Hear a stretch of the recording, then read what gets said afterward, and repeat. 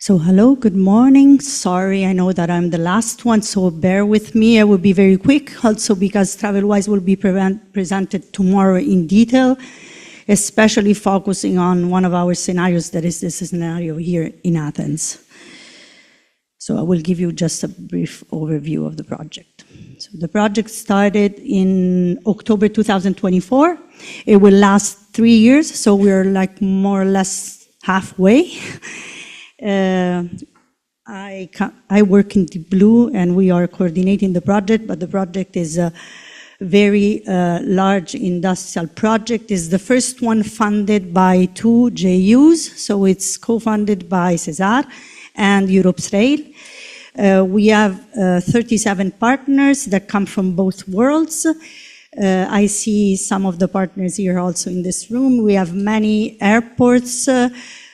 So the airport of Athens, the airport of Paris, the airport of Amsterdam, the airport of Bologna, and also some airports that have like a sort of more advising and replication role, like the airport of Brussels, that is also here today. So it's a large network. We have many also rail transport providers from the same countries. What is our main goal? And I must say after 1.5 years that it's a very challenging goal, is to acquire intermodal common situational awareness between different transport modes. We focus mainly on air and rail, but in the case of Athens, so in the scenario here in Greece, we have also maritime. We have many challenges to face. So at the moment, there is no unified framework that involves air and rail and not even waterborne to assess the performance of intermodal journeys. The rail domain is really highly fragmented, and from an operational view, it's very depending on regions, not even on nations. There are very different ways to operate, and this makes it very difficult for us to find, let's say, a common way or to define some, like a framework that could be valid in different environment. The information about passenger itineraries, most of the times is not available unless there are commercial agreements like single tickets, except in all the other cases, we don't know what is the multimodal itinerary because it's self-built by the passenger and it's not shared with the transport operators. There are different terms, so the same acronym that is used in one world to say something, it means something completely different in the other world. So it took us a long time just to, let's say, agree on what some words mean.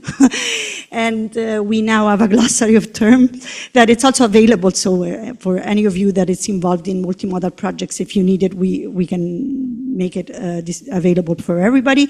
Our actions will be to try to have a common performance framework to standardize as far as possible the rail operations, to try to see what are the commonalities between the different regional procedures on the rail side, and to try to collect also on a voluntary basis the information from the passengers, and this is what will be done in Athens, for example, and as I said, the common glossary of terms. Our vision would be to enable a seamless and resilient multimodal travel, and this will be done by, as I said, increasing the intermodal common situational awareness, and in the case of disruption, obviously, also in the case of disruption, and as an indirect impact, obviously, improve passenger experience and the journey, and give journey continuity across the different transport modes. The fact that we will be able to acquire an intermodal common situational awareness represents the basis for future informed decision-making and future collaborative decision-making through transport modes.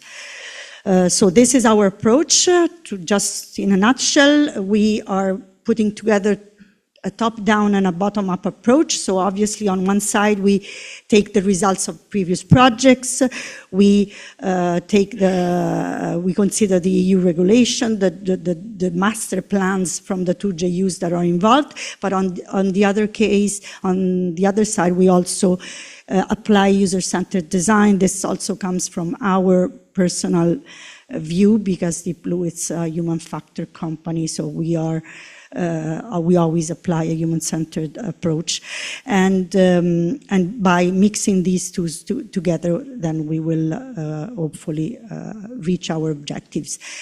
So the first step of this process was to collect the user needs and requirements. My colleagues organized 5 workshops in the first 6 months of the project. And we included and invited not only the partners that we have in the project, because there are many end users involved in the project, but also people from the TravelWise Advisory Board, that it's, by the way, open to any of you that would like to join it. So if you want to just approach to me later on. And what it came out, and then we had some workshops to define the benefit and impact, based on the benefit and impact mechanism, to define which would be the benefits and impacts of TravelWise solution. These were done in the second year of the project.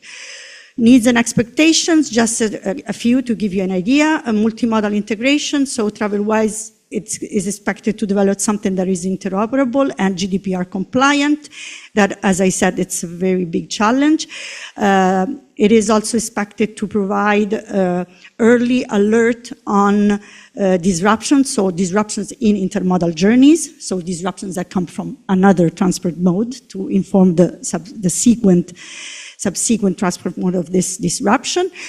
And coordination on information, as I said, to have this shared view of the picture, operational picture of the entire intermodal journey, synchronization of timetables whenever necessary, and the intermodal common situational awareness. The TravelWise solution, as I said, it will be very brief, then tomorrow we will go a little bit into the details. It's a framework that somehow establishes the principles and the mechanisms that are needed to have this intermodal transformation environment. It is intended and designed as an intermediate layer between the 2 worlds, because it's impossible to change what we already have in the 2 worlds. It's already difficult as it is.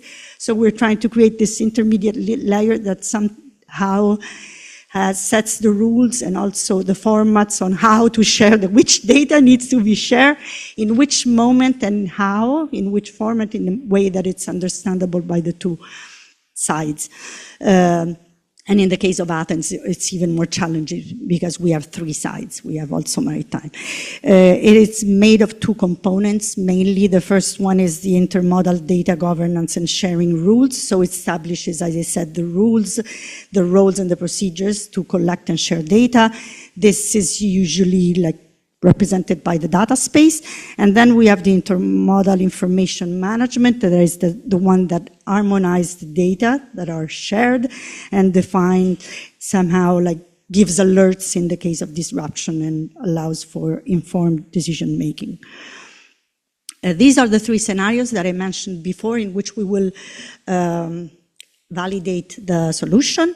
The first scenario is the city pair, Paris-Amsterdam, so the link between the 2 airports, Schiphol and Charles de Gaulle, and the connection between either high-speed train or regional train.